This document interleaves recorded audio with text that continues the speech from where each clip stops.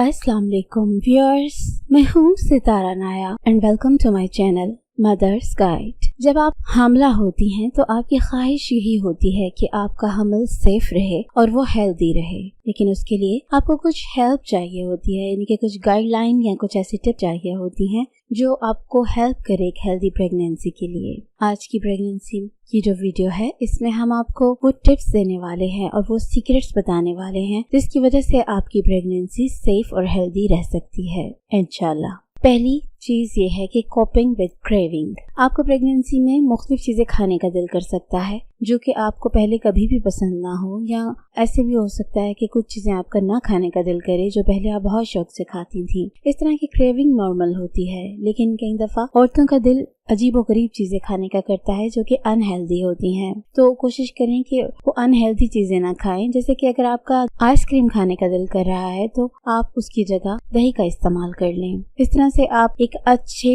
Nutrients अपने जिस्म को दे पाएंगी। Easing swelling. प्रेगनेंसी में आपके पाँव पे, हाथों पे, चेहरे पर स्वेलिंग हो सकती है। खासतौर पे पाँव पे तो अक्सर औरतों को हो जाती है, इसलिए कोशिश करें कि जब भी आप फारिग टाइम पे बैठी हों तो टांगे लटका कर मत बैठें। टांगे हमेशा लेवल पर रखें या थोड़ा सा ऊपर रखें। और जब भी आप कोई टीवी या ऐसा प्रोग्राम वगैरह देख रही होती हैं तो आप कोशिश करें कि अपने पाँव को जमीन पर रखने के बजाय कोई स्टूल रख लें जो कि आपके बॉडी को लेवल कर दे, तो उसको इस्तेमाल करें। इस तरह आपके जिस्म पे स्वेलिंग निस्बतन कम होगी। Coping with morning sickness. बहुत सी औरतों को बहुत ज्यादा मॉर्निंग सिकनेस होती है, उनको कुछ भी खाया पिया नहीं जाता, तो उनके लिए एक सीक्रेट ये है कि उनको चाहिए कि एक नाखून जितना पीस अदरक का काटें, उसको अच्छी तरह से चॉप करें और उसकी चाय बना लें। इसको आपने सिप सिप करके पीना है, यानी कि थोड़ा थोड़ा करके पीना है, और जो मग में आपके बाकी का जिंजर बचा होगा उसको आपने च्यू करना है। इस तरह करने से 50% तक आपका जो नोजिया है वो कम हो जाता है। इसके बाद आपको एक प्रॉब्लम होती है ये कि आपको चीजों के अजीबोगरीब टेस्ट महसूस होते हैं और अजीबोगरीब स्मेल्स आती हैं। आमतौर पे तो आपको इतना ज्यादा मसला नहीं होता, लेकिन अगर आपको कहीं पे जाना पड़े, फॉर एग्जांपल हॉस्पिटल वगैरह, तो वहाँ पे आपको क्लीनिंग लोशंस की, एयर फ्रेशनर्स की, एंटीसेप्टिक सोप्स वगैरह की वजह से बहुत उलझन होती है। तो इसके लिए भी आपको ज़हनी तौर पे तैयार रहने की जरूरत है। कोशिश करें कि मास्क का इस्तेमाल कर लें, और घर में अगर ऐसा कोई मसला है तो अपने आप को उस स्मेल से या उस चीज से दूर कर लें। Fighting fatigue. प्रेगनेंसी में फटीग होना एक लाजमी सी बात है। आपको ज्यादा देर खड़े होने से भी हो सकती है, एक काम ज्यादा देर करने से भी हो सकती है, और बिला वजह भी हो सकती है। तो कोशिश करें कि आप ज्यादा देर खड़े होने की बजाय बैठ के काम कर लें। अगर बैठ के भी थकावट होती है तो थोड़ी देर रेस्ट कर लें, फिर उसके बाद करें, और थोड़ी थोड़ी देर बाद आप कमरे में वॉक किया करें। इस तरह करने से आपको जो फटीग है वो निस्बतन कम होती है। फिर अगर आपके घर में कोई पेट्स हैं तो वो उनको आप मेंटली तौर पे प्रिपेयर करें, क्योंकि कई दफा होता है कि आपके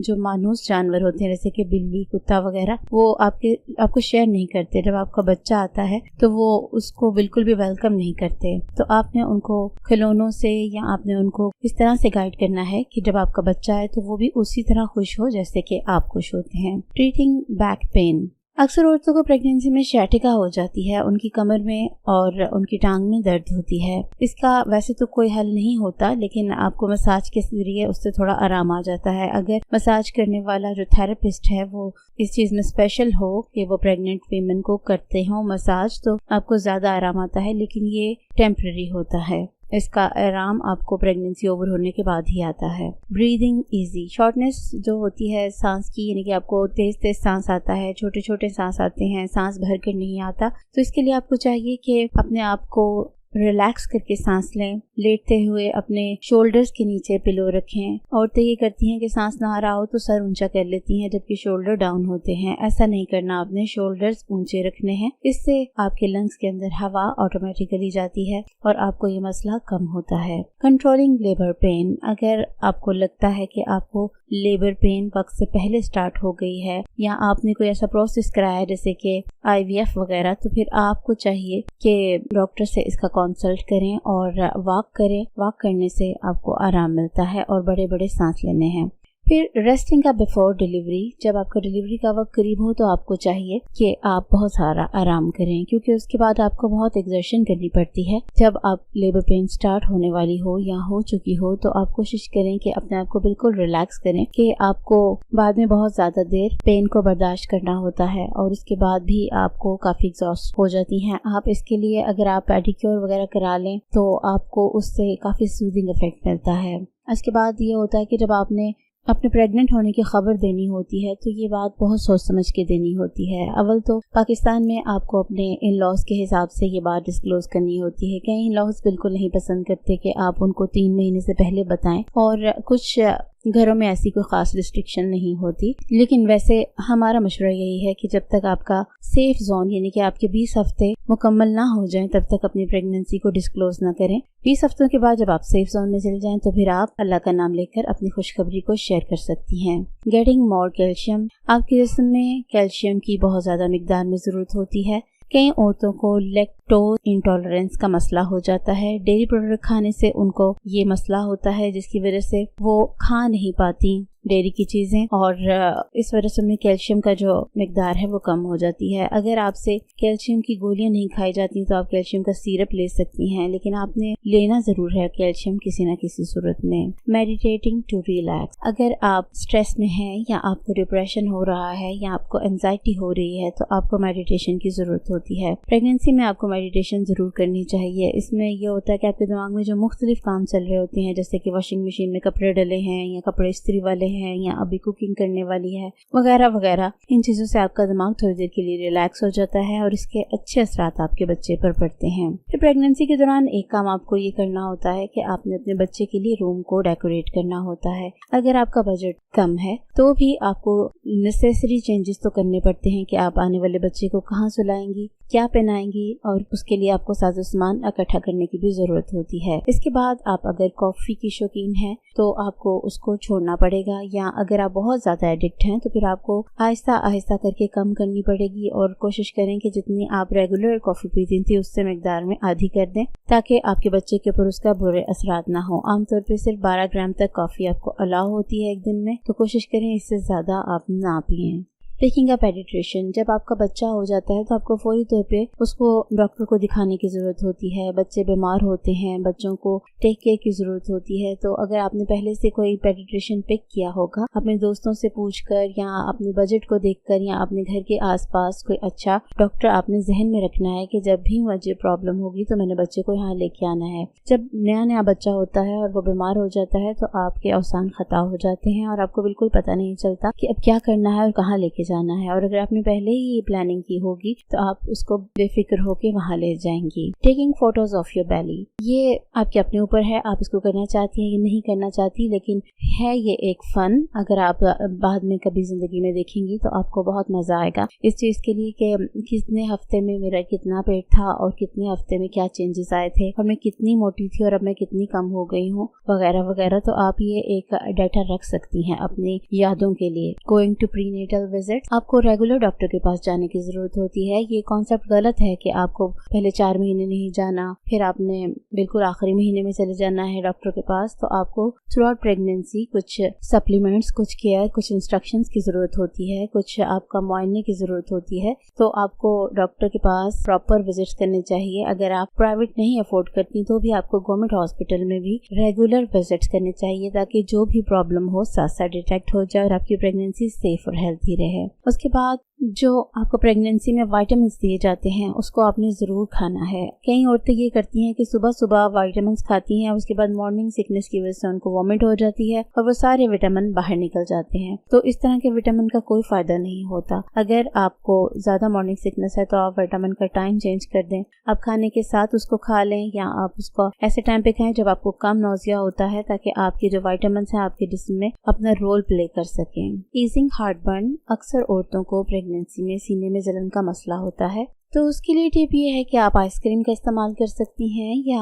आप ठंडा दूध लेके उसको सिप सिप पी सकती हैं। ऐसे करने से आपको जो जलन है वो काफ़ी हद तक कम हो जाती है। इसके अलावा भी हमारी पूरी डिटेल्ड वीडियो मौजूद है हार्ट बर्निंग के ऊपर। हमारी एक ब्लू कलर की स्लाइड्स वाली प्लेलिस्ट है जिसमें हमने प्रेगनेंसी में होने वाली तमाम प्रॉब्लम्स को डिस्कस किया है, आप उसको भी देख सकती हैं फॉर डिटेल्स। Enjoying सेक्स, अगर तो आपकी प्रेगनेंसी सेफ है तो आप अपने हस्बैंड से बिला झिझक मिल सकती हैं, लेकिन अगर आपका पहले मिसकैरेज हुआ है या आपको डॉक्टर ने प्लेसेंटा प्रेविया बताया है या कोई और मसला ऐसा बताया है जिसकी वजह से आप ये नहीं कर सकती, तो फिर याद रखिए कि आपके लिए सेफ जोन सेकंड ट्राइमेस्टर है। इसमें अगर आप अपने हस्बैंड से मिल लेंगी तो ओवरऑल कोई खास मसला नहीं होता। इसमें ऐसे हार्मोन्स भी प्रोड्यूस होते हैं जो आपको एंजॉय करने देते हैं इस काम के लिए। कॉपिंग विद कॉन्स्टिपेशन, आपको प्रेगनेंसी के हार्मोन्स की वजह से अक्सर कॉन्स्टिपेशन हो जाती है, तो इसके लिए आपको जो प्रीनेटल विटामिन्स दिए जाते हैं वो ज़रूर खा लेने चाहिए, क्योंकि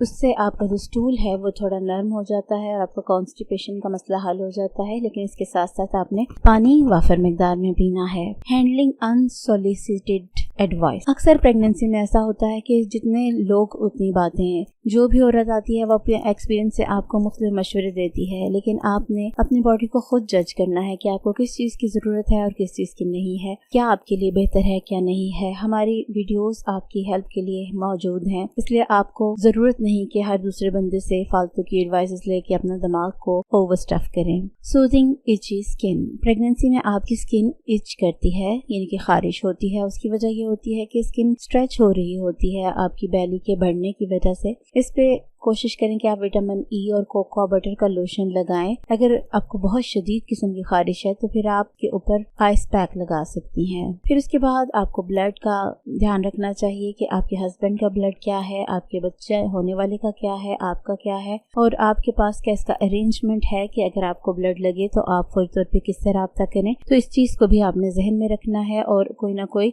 रिश्तेदार दोस्त वगैरह तैयार रखने हैं कि जो आपको ज़रूरत के टाइम ब्लड दे सकें। पैकिंग योर बर्थ बैग, अपना हॉस्पिटल का जो बैग है उसको आप प्रिपेयर कर लें और इसको आपने तीसरी समाही शुरू होते ही आपने कर लेना है, क्योंकि उसके बाद किसी भी टाइम आपका एकदम वक्त आ जाए तो फिर प्रॉब्लम नहीं होती। हॉस्पिटल के बैग में क्या क्या कुछ रखना है ये भी हमारी वीडियोस मौजूद हैं, आप इसको देख सकती हैं।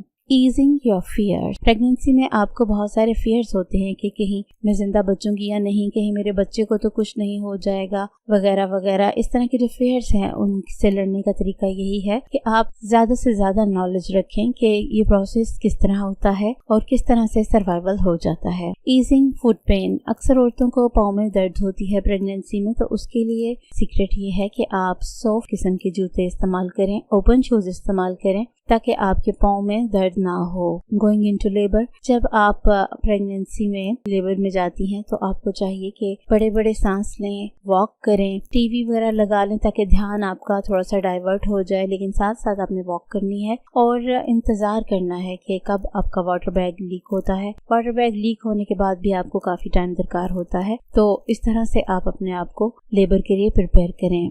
Seeing your baby for the first time, ये एक अहम मौका होता है जब आप जिंदगी में पहली दफा अपना बच्चा देखती हैं, तो कोशिश करें कि आपके आसपास कोई ऐसा हो जो उस लम्हे को कैप्चर कर ले, आपकी तस्वीर ले ले, और क्योंकि ये एक बहुत ही यादगार मौका होता है जब आप पहली दफा अपने बच्चे को इतने करीब से देखते हैं, तो ये चीज आपके पास यादगार के तौर पे होनी चाहिए। उम्मीद है कि आपको हेल्दी प्रेगनेंसी से रिलेटेड तमाम सीक्रेट टिप्स हमने आगाह कर दी हैं। इस वीडियो को उन बहनों के साथ जरूर शेयर करें जिनकी फर्स्ट प्रेगनेंसी है और वो घबरा जाती हैं और उनको समझाने वाला कोई नहीं होता, तो इस तरह की टिप्स से उनको फायदा होता है। नई वीडियो आने तक अपना बहुत सा ख्याल रखिए। टेक केयर, अल्लाह हाफिज।